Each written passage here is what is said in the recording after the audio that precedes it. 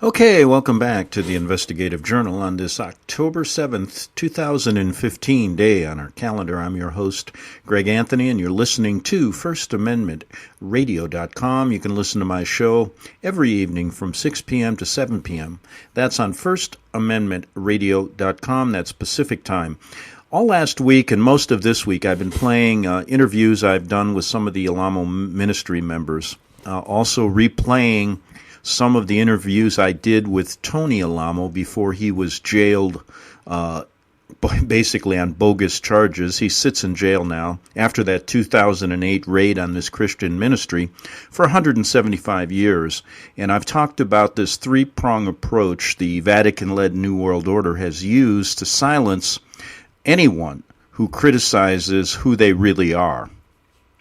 And today, later in the show, I'm going to replay an interview I did with an FBI undercover agent who worked for the government and then basically decided to tell the truth. And his assignment was to bring down Tony Alamo. It's quite interesting. I'll replay that because, we forget quickly in this country about really what's going on. And now that the Pope has left, I might be able to... there's a few things on my mind. You've seen a couple things happen since then. One, we had another false flag in Oregon, another mass shooting, and there's so many people out there following these things that it's quite interesting, the information they find, and I think the government has to get a little better at using these actors to fake these shootings. Although it does get by most of the mainstream, I think a growing number of people are starting to realize what's happening. Also, we have, remember the clerk who went to jail for saying that same-sex marriages, she would not pass out the licenses? Well, she had a nice meeting with the Pope when she was here. And a reader that listens to my show and emailed me and said, "Hey, Greg, this is the Hegelian dialectic working perfectly because the pedophiles and the homosexuals in the Vatican are all for same-sex marriages, and they talk about it all the time at their black masses and their rituals, their pagan rituals, and the gods they worship, these pagan gods, all are unisex." So, the Hegelian dialectic at work with Kim Davis. Now, before I get to John Peeler, let me mention this. I'm working on, the reason I do the Alamo Ministry story is because it really shows you that if you do criticize the Vatican, you have no freedom of religion. And in most corners of this country, people don't care and side with the beast. And basically, we have to mention also the biblical proportion floods in South Carolina that are going on. The strange weather I see most on the West Coast now, although they say it's an El Nino year. It's kind of weird what's happening here. It seems more like Florida with the humidity and the temperatures and the changes of the ocean temperatures. But anyway, that's for another day. I did want to mention that the reason that I'm doing these stories regarding the Alamo ministry is it pinpoints exactly what the Vatican is all about. And if you really do the research, you'll find that through this story, you can uncover most everything. I do it so that you could see that it's actually going on today, because a lot of times when I do stories, people always go, "Well, Greg, that happened back in the 16th century, and that happened back in the 7th. Well, they couldn't have been involved in the American Revolution, the Jesuits. Oh, come on. They couldn't have been involved in World War I, World War II. They couldn't have been involved in decimating all of the American Indians. No, not the good Jesuits." Well, Pastor Alamo knew the truth, and he spread it to hundreds of thousands of people all over the world weekly with radio shows and pamphlets and all this kind of stuff. And he not only did that, but he sent a biblical message across, and he's paying the ultimate price for it right now, as well as the children from the ministry that have been kidnapped, as well as the land they are stealing from these people. So it's an example of really what's going on.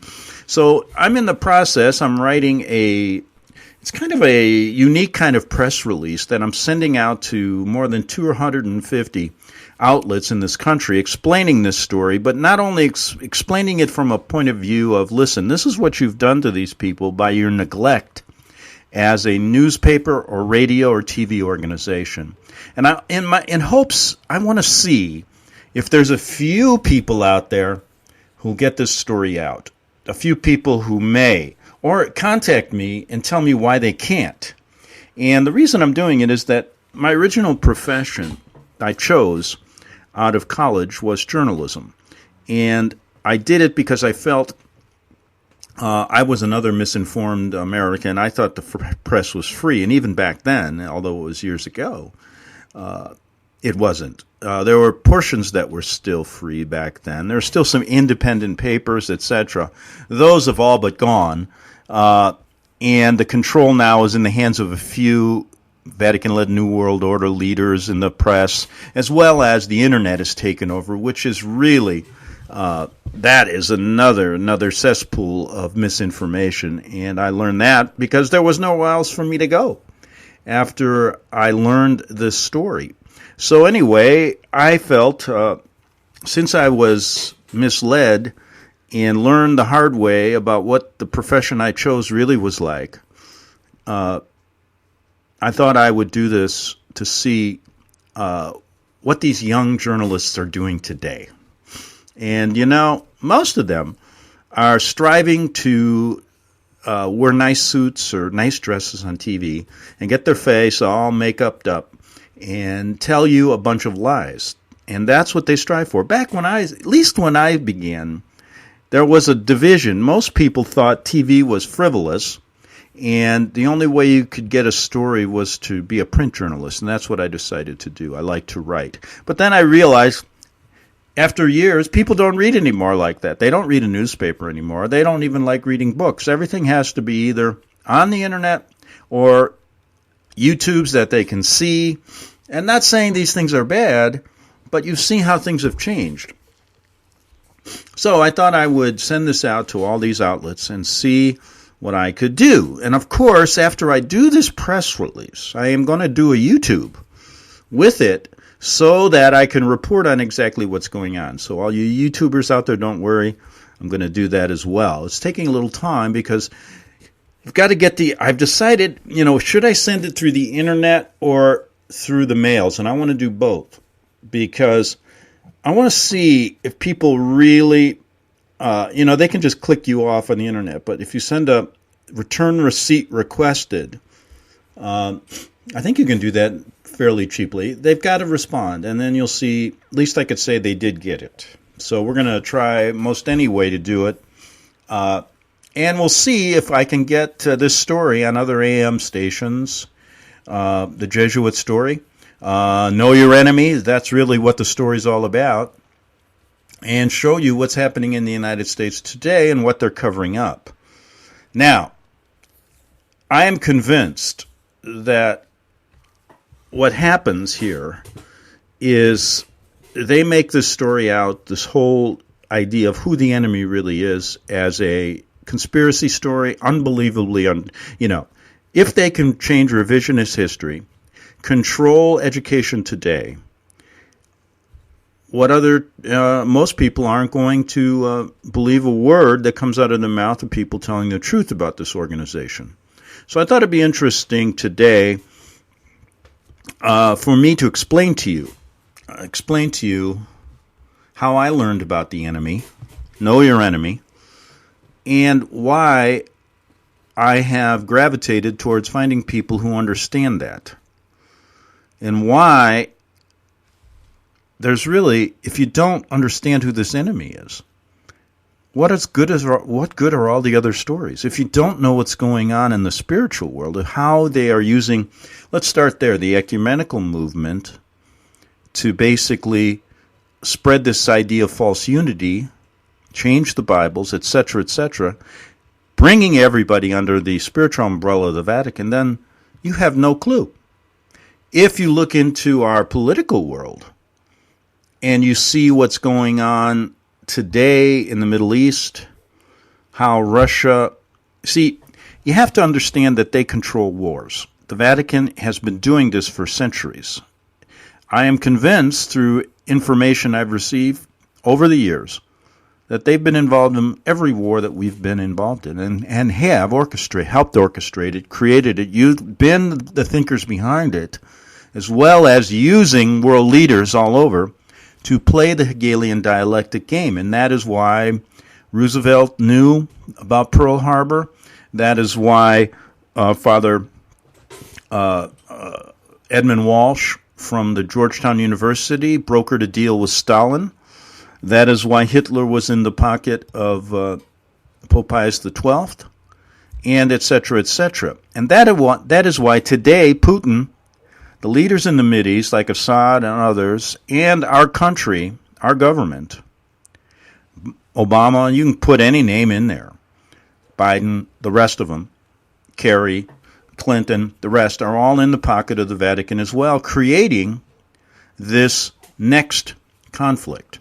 Now, when the Pope came here, many people felt there's two trains of thought regarding how the New World Order will usurp America. And one is that they'll do it peacefully because people will accept this unity and will basically accept all of these draconian laws because of the fact that, that's why they're creating all these false flags. That's why they're creating the war on terror.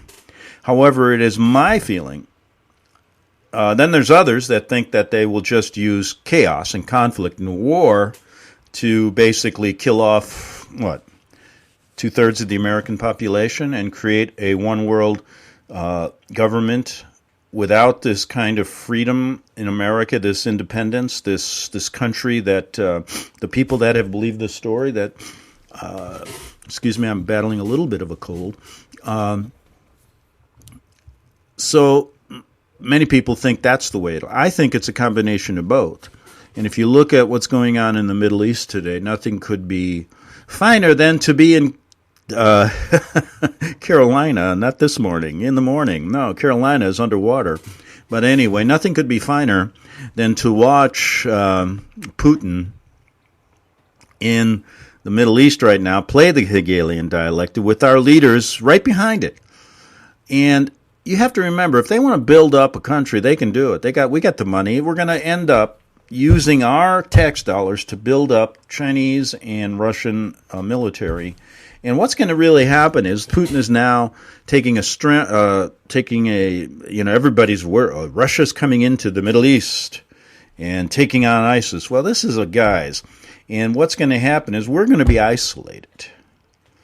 And when this, hits the fan, that conflict and chaos will spill over to the States, and we will have a full-fledged World War III. And I think that's part of their plan, along with getting people to follow them through this kind of unity in following the beast, as well as we will protect you against yourselves. Look at all these people killing people everywhere. We got to take your guns away.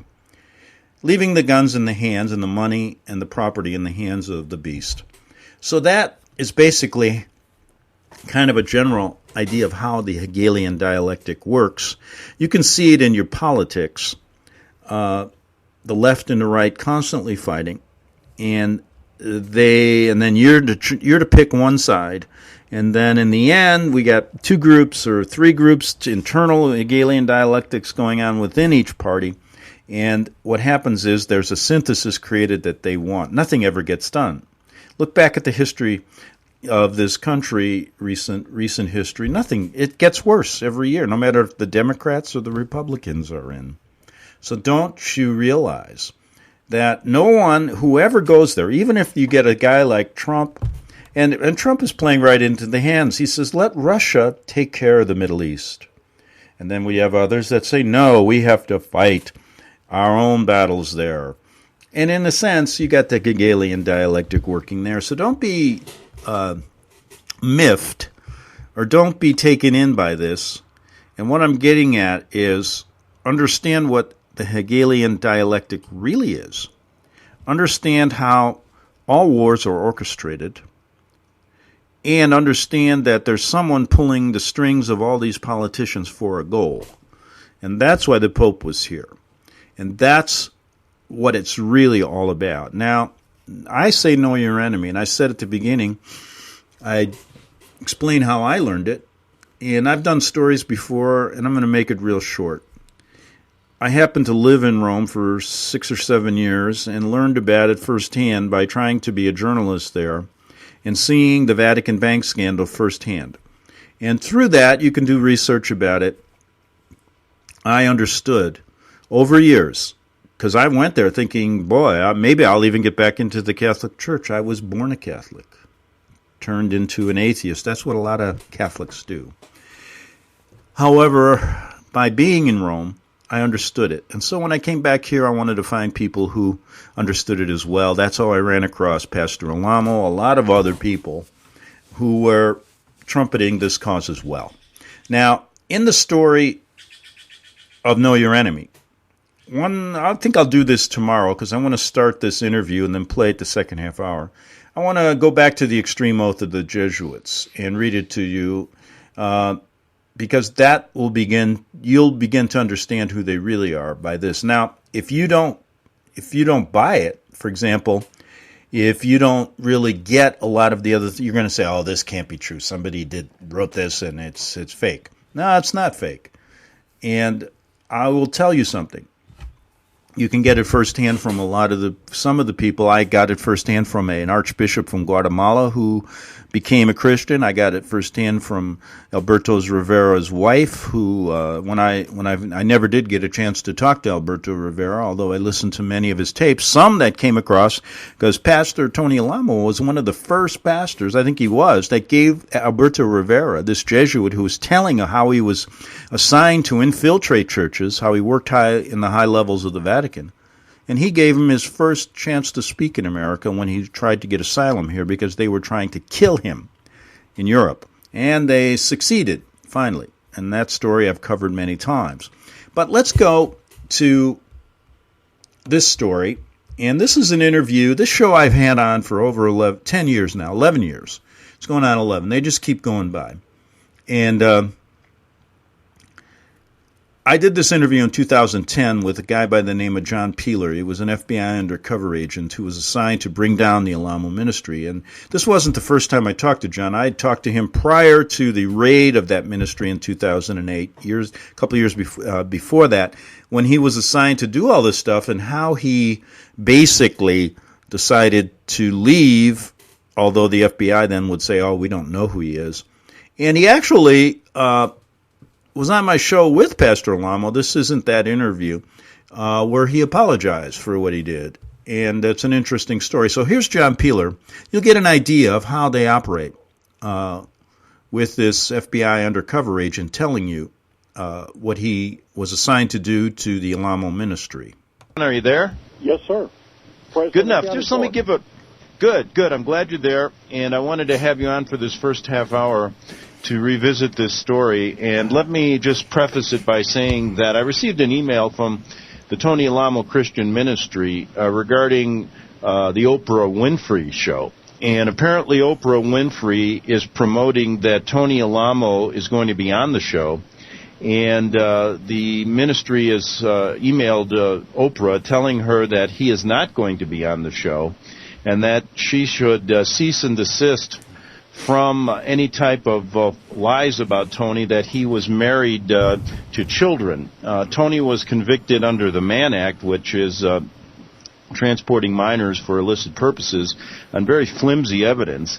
And the ministry wanted to point out that there were never any charges, and Tony was never married to any young children, and to cease and desist from these lies to increase her ratings. So apparently she's going to do a show on Tony, and the ministry sent me a message stating that he is not going to be on the show like she has promoted. So what I thought to do was, if they're looking for both sides of the story, I thought they might contact you. Have they contacted you so far? No, sir, but you're welcome to give my name and number to anybody you want to give it to, sir. Okay, and what I will do, I'm sure there's somebody from the ministry listening. If they can get me Oprah's number, or a contact so that I could forward it to John Peeler, I'll do that, because John does not have an internet access, and he tells me why, because he's afraid that if he has an internet, they're going to put child porn on him and falsely accuse him. Correct, John? That is correct. They tried to do that to Pastor Alamo. The first charge they had against him on this last deal they had on him, they charged him with porn on the internet till they realized he was legally blind and 75 years old and legally blind, and then they decided to do the Mann Act that they used to use on the gangsters during the Roaring '20s, sir, when they found out he was legally blind and it wouldn't look too good and politically. And I remember, I'm here live now, and I'm going to come back to this. This is Greg. John, I've interviewed many times, and talking about Oprah Winfrey, we can still send this to her, and maybe I will again, because I remember back then I sent her a whole bunch of things, and I said, have me on the show. I'm a journalist that's interviewed this man, and they would not talk to me. They don't want to hear this side of the story. And I know that because I contacted them, sent them tapes, I sent them I sent them information on John Peeler, I sent them information on myself, who I was, and never heard a word back to John Peeler. Correct, in their kangaroo court, sir. Yeah, now you stated publicly you are a former FBI agent. Well, and let me state that. Let me get that totally correct. Okay. Okay, go ahead. The last job I had I've done many jobs with the United States government, but the last job I had with the United States government, I was sworn in 1988 by federal judge George Howard Jr. I was sworn in as a special undercover agent with the Violent Crime Task Force. This is before the Patriot Act, and the Violent Crime Task Force was a special task force made of the FBI, Bureau of Alcohol, Tobacco, Firearms, and Explosives, Secret Service, state and local police, only certain ones that would go along with the program. Not every policeman was a member of it, only certain ones now. And then all these police agencies were combined together, including the Central Intelligence Agency. This is when it was against the law for the CIA to work in the continental United States, sir. But this is before the Patriot Act took away a lot of our rights. They did this kind of under the counter. And what we did, I was a special agent sworn in, and George Howard Jr. told me he was familiar with some of the agencies that I had worked with and were familiar with me, and told me to please try not to commit more crimes than I saw. But since then, I've repented and I'm in bad health. I'm trying to get right with God. Like Mr. Robert Goldbar, federal prosecutor, said when I was a sworn federal witness in his court one time, he told me when he was interviewing me and telling me what to say in court before I went to court, he said, if all else fails, tell the truth. And that's where I'm at now, sir. Okay. Now you've told us before publicly on this show that you were assigned to bring down Tony Alamo back in the 90s. Tell us about that and why it's led you to believe. Yes, sir. Go ahead. This is before the Patriot Act, and what my job was, which was, I'm not a lawyer, and I'm not immune from prosecution, so I'm going to try to be a little bit careful what I say, but I'm going to tell you the truth. Okay? And okay, we're going to hold off because I'm just about out of time in this half hour. John's going to come back and tell you exactly what he did. Back in the 90s, he was assigned to bring down Alamo, and this one all the way through for many years. And we'll get back with this story because it's quite interesting. And one of the things I want to mention, he was never allowed to testify at Tony's trial. Back in 3 minutes on the Investigative Journal. Visit crosstheborder.org, CROSS, crosstheborder.org, to get your print, EPUB, or PDF version of the book, The Rapture Will Be Canceled. That's crosstheborder.org. I know you all want answers, and believe me, so do I, and I'll do my best to get them. Despite Nicolas Cage's promise to do his best to get left behind rapture answers for us, don't hold your breath. Not everyone believes Left Behind is true prophecy. Some may even regard as conspiratorial the mainstream re-release of the Left Behind movie with actor Nicolas Cage portraying the main character, as an attempt to further reinforce in the minds of all this perception of false prophecy, in order to condition the masses for the play about to begin. If you want true Bible prophecy answers, get the book, The Rapture Will Be Canceled. The author exposes the Latin rapture origin, the 7-year tribulation deception, true Bible revelation of Daniel's 70 weeks, the abomination of desolation, the restrainer, America in the Revelation, the image of the beast and the mark of the beast, and the truth about God's chosen people, and so much more about Bible prophecy. This book will shatter the left-behind paradigm of future events. Get the book, The Rapture Will Be Canceled. Visit crosstheborder.org, CROSS, crosstheborder.org, to get your print, EPUB, or PDF version of the book, The Rapture Will Be Canceled. That's crosstheborder.org.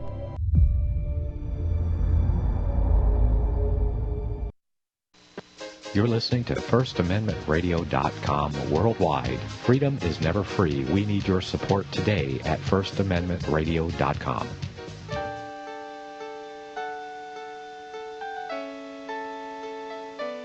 The program you are listening to is 100% sponsored by you, the listener, on this First Amendment Rights Media channel. You will notice that there are few commercials on this radio network. There's a good reason for that. Corporate advertising dollars come with strings that limit program content. So without your help, these programs cannot continue on internet or our several affiliates. If you benefit by the educational law programs, we ask you to give. If you are admonished or nurtured by the Bible and ministry programs, we ask you to give. If some voice a cause that you are passionate about, we ask you to give. If you believe in any of these, we ask you to support them as you would a missionary on a continual basis, as if giving a tithe for missionary radio. These programs are not commercially viable and must be supported by those faithful to the cause of truth. Look for the button to sponsor your favorite programs at our listen and schedule pages on the internet. Then, when you subscribe, we will send you the last quarterly MP3 CD of that program immediately, and continue to do so with each new quarter. We will also give you unlimited archive access to all of our programs. We're asking you to give much less than a tithe, so that you may also send support directly to a particular program host, cause, and anywhere else the Spirit may lead you. Do all to the glory of our God and Creator, for His holy nation, the only kingdom that will last forever. Thank you for listening.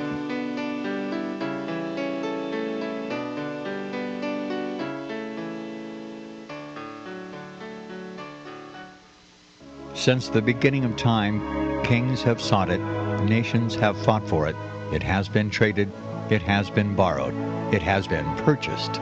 It has been stolen. There's a reason for it. To secure the blessings of liberty to ourselves and to our posterity, invest with the security of gold and silver.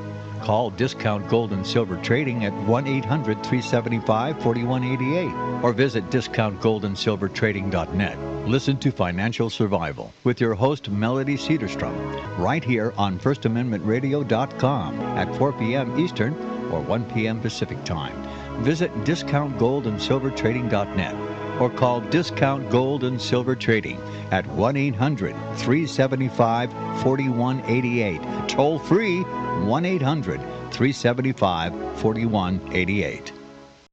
Okay, we're back on the Investigative Journal on this October 7th, 2015 day on our calendar. This is part 2, second half hour of the Investigative Journal, and I'm going back and looking at what John Peeler said. He's an undercover FBI agent who was assigned to bring down the Tony Alamo ministry, and he was telling us how he was sworn in, and basically there came a point where he decided to leave the FBI and tell the truth when his troubles started there. John, what happens with these people just like I remember interviewing a lieutenant colonel in the military, and Dangerous Dan Marvin wrote a book called The Expendable Elite. He passed away a few years ago. And the same system is used in the CIA. They basically forget about you. You're not on the books anymore. And they do the same thing with these undercover FBI agents. If they decide to tell the truth, the FBI denies they ever worked for the FBI. And secondly, then they start harassing them in many different ways. So let's get back to John Peeler's story. It's always a mixed blessing being on your show, because nearly every time I'm on your, I've been on your show a couple of times, and every time I'm on your show, I get a visit from the FBI or one of the federal agencies, a visit, and they come to my home, and they give me the free invitation to come down to the FBI headquarters or one of the federal buildings and do a polygraph exam. And I've had many polygraphs. Last time I was on your show, since then, they've given me 3 polygraphs about things I said on your show. And if I was not telling the truth, Martha Stewart was put in prison for lying to a federal agent or agency, which is a federal offense. So everything I'm telling you is the 100% truth, sir. But and you've taken polygraph tests. Alamo, they wanted him. They wanted to make a political example out of him. He would not campaign. He would not give any money to William Jefferson Blythe III, also known as Bill Clinton. He wouldn't give him any money. So Bill Clinton came after him with a vengeance when he said in his newsletter that Bill Clinton was not a nice person. He went a little further than that and told us some of the true facts about Clinton. So what happened, there was a vendetta, and I was told to target certain people, and Pastor Alamo was one of the main people I was to target, and I targeted him. I went to all his different facilities. He had about 20 businesses back then in the 80s, and I went to his different businesses. I tried to get him involved in drugs, tried to give him shipments of drugs, tried to give him a diesel truckload of machine guns, tried all these different things with him. All they did was give me Bibles, invite me to singing and prayer meetings and so forth. I couldn't find anything wrong with the guy. And I went back to my federal handlers, Bill Buford, Glenn Jordan with ATF, Terry Edwards, United States Secret Service. I told these guys, this guy is squeaky clean. And they said, we got to get him on something. I said, the only thing you're going to be able to get this guy is to set him up on tax evasion. So that's exactly what they did. They said that some of his businesses, he got in business with some people, helping people out, doing the Christian thing, and these people didn't pay their taxes, and they said he was one of their partners, so they got him for some of the businesses he was involved with, and they jammed him up for tax evasion. And he spent 4 years in jail for that, right? That is correct. All right. So after that, you decide to leave the FBI, correct? Well, let me tell you, they made the decision for me, because the deal is I was persona non gratis after Pastor Alamo's case and stuff. I mean, they said when I went to court on some of the cases I was involved with before, during, and after that, I told the truth in court and lost some federal cases. And that was they did not like that. I told them I'm getting old. I've got holes in my body that God didn't put there. I need to try to get right with God, because I'm doing all the... And see, most of the cases I did over the years were decent cases. And Pastor Alamo was one of those, and I did some cases against the Invisible Empire, the Knights of Ku Klux Klan, and Aryan Nation, and other things. And I wanted to get people for crimes that they really did. I did not want to have to manufacture crimes.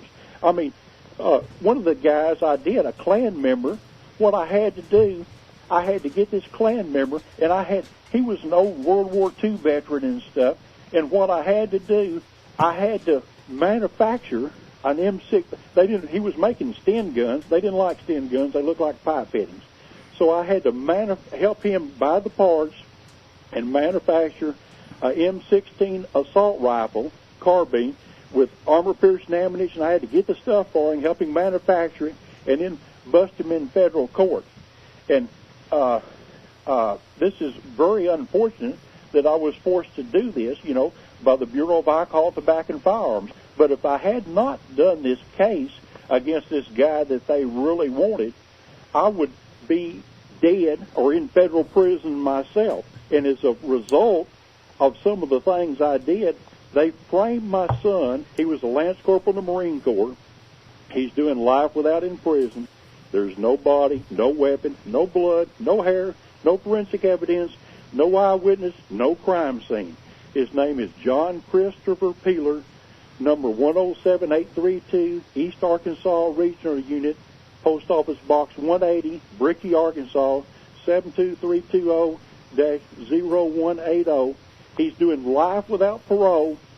They're holding him against me. And like when I was on your show, they told me, the FBI, ATF, and CIA agents that met with me told me that if I'd quit talking on your show and a couple other radio stations that I talk on every now and then, they'd let my son go. But they have not done that. They're not good at their word. They try to be politically correct, and all they do is do what their masters tell them to and say what they're wanting to say and so forth. And they're not going to do anything for my son or me. Like I told you before, if I had the Internet, they'd fill it up with child porn, break down my door and say I was involved in child porn, try to make me a sex offender and all this kind of stuff. But it's unfortunate that our government does that kind of thing to people, and I can prove beyond a shadow of a doubt they do it. And I've met with governors, politicians, senators from Arkansas and other states and told them about crimes that I have been involved in against American citizens. Mike Ash, Wilbur Hale, Lane LaRue, and Pastor Alamo. I've told them about crimes that I have personally been forced to commit against American citizens, and these people are not interested. Right, and you tell us about, there may be injustice in America, but Arkansas takes it to a new level. Well, you're correct, but the deal is, I was talking to our Lieutenant Governor, Mr. Rockefeller, before he passed on this great reward. But I said, when he was Lieutenant Governor, I said, you're going to be governor someday, before he got leukemia, mysteriously. But anyway, that's another story. But anyway, he said he's going to be governor of Arkansas, but he's never going to be president of the United States because he will not sell his soul to the devil in the New World Order. And that's exact word for word what he said. I'm willing to take a polygraph about anything I say in my letters or correspondence or on your radio station to you and your listeners, and God bless you all, because I'm trying to get right with God, because they could take me out any day, any minute, sir. Well, you tell an interesting story about Clinton. You happened to be at some type of party with him when he was governor, and he admitted to everybody after he had a few drinks that he was going to be president, correct? That is correct. Peter Max was a hippie-type artist, and Big Dad Don Robinson advertised himself as the gayest person in Arkansas. This is many years ago. Back then, I was in college, and I majored in psychology and art. So anyway, I was working on my degrees and so forth, and Big Daddy Don Robinson, I'm not a homosexual, never was, never want to be. But anyway, Big Daddy Don Robinson, he got right with God before he died, but he was one of the people that supported William Jefferson Blythe III, also known as Bill Clinton, and told him he wanted him to be president someday because Big Daddy Don's boyfriend had been an officer in the Navy and was thrown out because they found out he was a gay person. So anyway, what happened, he told him when he got in, the first thing he wanted him to do was don't ask, don't tell policy with the military is what he wanted him to do, and Bill did keep his word to Big Daddy Don. But when I was at this toga party years ago in downtown Little Rock at one of Big Daddy Don's mansion, there were federal judges and police there. There was cocaine. There was all kind of drugs. Peter Max was there, the hippie artist and stuff. There were people drunk and high. And Clinton, William Jefferson Blythe III, went to a bedroom and raped a young man in a bedroom when he was drunk and high on cocaine. And I was with a girlfriend there, and I accidentally went to the bedroom and saw it going down. And I mean, he needs to be in prison for the crimes he's done against God and man and against the citizens of the United States. and he went all the way to the top. But, you know, people knew that he was sexually indiscriminate, and like I talked to Bill Clinton one time when I was a little bit tighter with him before I found out all the evil things he is involved with, and he said he wasn't a bisexual, he was a trisexual. He would try anything sexually, and he was true to his word. Yeah, and the story goes that Clinton made some boastful statements that one day he would be head of the UN. You heard? Well, back then, I had a talk with him when we were drinking. I drank back then, probably more than I should, but I didn't do the cocaine and stuff like he did. He had to have his nose fixed because of it. Him and Roger Cassidy Clinton, we called him Butch Cassidy, the cocaine cowboy back then. But he boasted that someday he was going to be he was getting to be governor of Arkansas or governor of Arkansas then. He was an attorney. He said he's going to be governor for a while, then he's going to be president of the United States for 2 terms, and he said then his wife's going to be a United States senator, and then she's going to be vice president or president, and then he's going to be Secretary General of the United Nations. I said, Bill, you nearly have to, the Muslims have a lot of control and stuff, you nearly have to be a Muslim to be. And he said, well, how hard is it to join the Muslim religion? I said, well, it's very easy. In front of the imam, you got to say, confess in front of 3 witnesses that you believe in Allah and Muhammad is his prophet. He said, well, that's not so hard, is it? And that's exactly what he said to me years ago. But see, this young man that he raped at this toga party, I talked to the man years later. You know, sometimes when you're drinking a little bit, things will deceive you. So I talked to him, and he's an executive with Habitat for Humanity now. And I talked to him, and I said, well, can I use your name or get you to come forward and say what happened to you and stuff at this toga party? He said, no, that's a long time ago. I got a wife and children. I'm a minister now. I try to help out this organization. He said they'd murder me and my whole family. He said, John, you've seen the Clinton Chronicles. In fact, you're probably in it. And he said, no, I don't want you to come forward and use my name. But I've used the circumstances is all I've used. It's up to y'all whether you want to check it out or not. But I'm saying, you know, this country was founded by people in a conspiracy to overthrow their government, and we're still there. Good point. And, you know, when you look at all the deaths surrounding William Clinton, you start to wonder what's going on. Somebody sent me a dossier of the number of people that seem to die mysteriously connected to Clinton, and it's incredible. That's right. Kathy Ferguson was a dear friend of mine. She was a beauty contest winner and a registered nurse, working as a receptionist at Baptist Memorial Hospital in North Little Rock. And what happened to her, I was a person of interest and taken in. They were going to charge me, the United States Secret Service, Terry Edwards, were going to charge me with murder for her murder, but then they decided she never owned a firearm in her life, shot herself in the back of the left side of the head. They were going to charge me with her murder, and then they decided to say that it was a suicide. So then what they did, they said it was a suicide and tried to cover up the case and did a great job. I talked to some of her family members. They said, please don't come forward and get us all involved and stuff because we're not going to say anything about it because our whole family would be murdered. And she was getting a divorce from her husband who was involved in Troopergate, Danny Ferguson, who was a state trooper that procured men and women and boys and children for the Clinton family. And anyway, Danny Ferguson was doing the Troopergate thing, and after his estranged wife was murdered, he decided that he didn't know anything, and they transferred him in the middle of nowhere, guarding a stretch of road in the middle of nowhere in Arkansas till he retired from being a state trooper, and he didn't know anything, didn't want to talk to anybody about it, because like you said, things happen mysteriously to people. Like I told my wife now, number 5, I'm not bragging, I'm complaining, because she's real upset about me being on your show, because like she said, every time I'm on your show, I get an invitation engraved, personally delivered, to go to the FBI headquarters to get a polygraph test, and if I ever fail the polygraph, I go to federal prison. But besides that, when they come to the house, they scare the hell out of her because she's not used to this kind of stuff. when they come last time, well, I told my wife, I was in the kitchen, I said, you know, they don't know where we live. They don't care. They're not interested in me. It don't matter talking on this radio station and stuff. She said, looked out the window and said, well, the people that are not interested are coming down the driveway. And I looked at it and I said, oh, heck. It was the FBI with antennas all over the car. Well, John, in our last few minutes here, just talk about what you think happened to Tony in this last case. Pastor Lambo, they wanted to make an example out of him. Vernon Wayne Howe, David Koresh, on that deal, they told me what an evil person he was, showed me all these pictures and stuff. I volunteered to go down and shoot him personally myself. God knows whether he did any crimes or not. He was a political thing, toy. But anyway, they made an example out of him and his followers.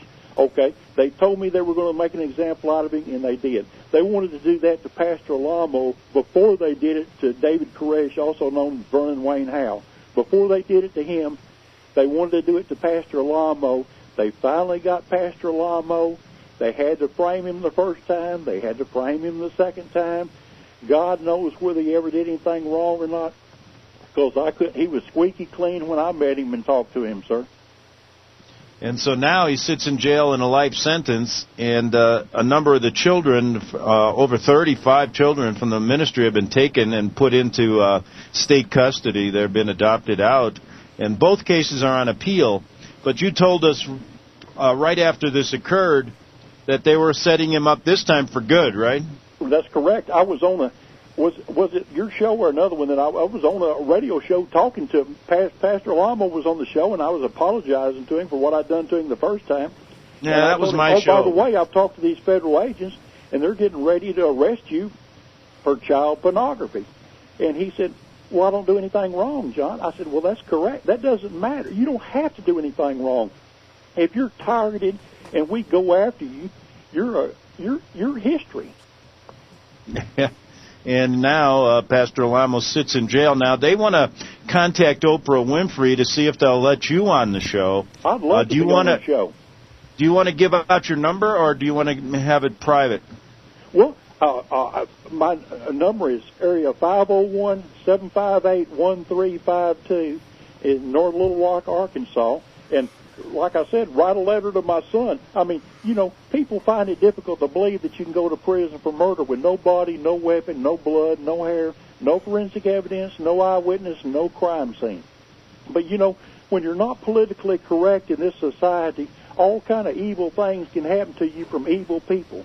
You know, evil men prosper when good men do nothing. And thank God for you and your listeners and your radio show that you're trying to get the truth out there and try to straighten up this country from the top to the... I've written letters to Obama and everybody from the top to the bottom. When I was in Amman, Jordan, a few months ago, visiting some people I know there, what happened? They've got pictures and photographs of Obama everywhere, and they say they're proud that we have a Muslim president now. I don't know whether he is or not, but that's what they say. And then they got pictures of Oprah Winfrey, and they call her the First Lady of the United States. They got pictures of them in their Muslim outfits and stuff everywhere you go in Jordan. Yeah, and what a story coming out. Did you read that about Obama? A guy by the name of Larry Sinclair came forward and stating that he had cocaine parties with Obama and also had sex with him or something. Yeah, had homosexual activities with Obama. So it goes on, doesn't it? I've heard that from a couple of Secret Service guys and stuff. And his nickname is Renegade with the Secret Service because he does such strange things. All right. Well, listen, John, I want to thank you for coming on, and hopefully somebody will contact you so you can go on and tell Tony's side of the story. Well, that was 5 years ago. And that interview took place in 2010. I think after that, I did interview John a few more times. Tony was no longer in the public eye, although he was still getting the word out from behind prison bars. And that gives you a little insight of how they operate, using basically the FBI, using the court system to further their agenda. Now, let's look at something here. Remember he mentioned about Obama being a Muslim and et cetera, et cetera. I thought this came across my desk just the other day, and a Secret Service agent says Obama is a Muslim and gay in a new tell-all book. That's just coming out right now. It's called The Black House by Paul Horner, and a book by former Secret Service agent Paul Horner claims Barack Obama is a gay Muslim, a former Secret Service agent whose new book is quickly climbing Amazon's bestseller charts, said he is concerned about the state of the country and says it is time the public knows the real truth about our commander-in-chief. Well, 5 years ago, we were talking about it, and it's gotten worse, hasn't it? Now, Paul Horner, in his new tell-all book, The Black House, reveals what goes on inside the White House when the news cameras are turned off. Now, when no one is around, he says, except his security, Obama couldn't wait to get out his suit and into his Muslim tunic. He would wear it while praying to the Prophet Muhammad throughout the day. During those prayer sessions, he insisted that he be not be disturbed. Well, go read the book, see what happens, see what you think. But anyway, I just wanted to bring that up. I wonder, could that be a staged book as well? Who knows? I mean, how does that Amazon book get published? And then you can't get a Jesuit book published. You know why? Because maybe they want to play this game with us. And for a reason. They don't want to play the Jesuit game because that gets down to the real truth. They don't want to play the Vatican game too much. That gets down to the real truth. Those books are few and far between these days. And I think, like I said, it's important to know your enemy. Obama's just a puppet. He's one of the puppets they picked to further the agenda from this point in the world. They got other people in other points of the world that do the same thing. And the whole idea is to get the whole world under their control. Now that sounds kind of difficult, but it's not if you understand how they've progressed over the years. Go back and read some of those books, like Orwell's book, Brave New World, another one. Go back and read those and then ask yourself, were those books, were they there for a reason? Were they there to tell you what they're going to do so you know? That is one of the things they must do. They must tell you somehow. And they know that most people's eyes really don't see and really don't hear. And that's what in this show we do see, we do hear, and we do understand what they're all about. That is the key to this whole story. People ask me, well, what are you going to do about it? I'm going to make myself available and tell people who want to know. Lead people in the right direction, and as well, learn more myself, because there's a lot more to this, and we still got a lot more shows to do. Back tomorrow on the Investigative Journal.